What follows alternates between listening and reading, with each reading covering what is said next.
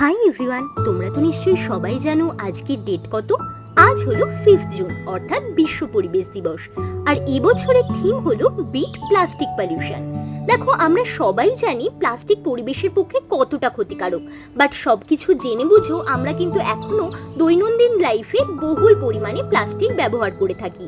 তো চলো আজ থেকে যে যার নিজের লাইফে শপথ নিই যতটা পারবো কম পরিমাণে প্লাস্টিক ব্যবহারের চেষ্টা করব। আচ্ছা, এই গাছের ডালে আনক্যানি কোনো কিছুকে তোমরা নোটিস করতে পারছো? হ্যাঁ, ঠিকই ধরেছো। গাছের ডালে একটা পোকা পুরো ক্যামোফ্লাজ করে বসে রয়েছে। কেন জানো? যাতে কোনো পাখি সহজে ওকে চিনতে না পারে এবং ওকে খেয়ে ফেলতে না পারে। ঠিক এভাবেই প্রকৃতিতে বিভিন্ন পশু প্রাণীরা নিজেদেরকে বেঁচে থাকার জন্য নানা পদ্ধতি অবলম্বন করে, কিন্তু মানুষের জন্য আজকাল তাদের বেঁচে থাকাই দায় হয়ে উঠেছে।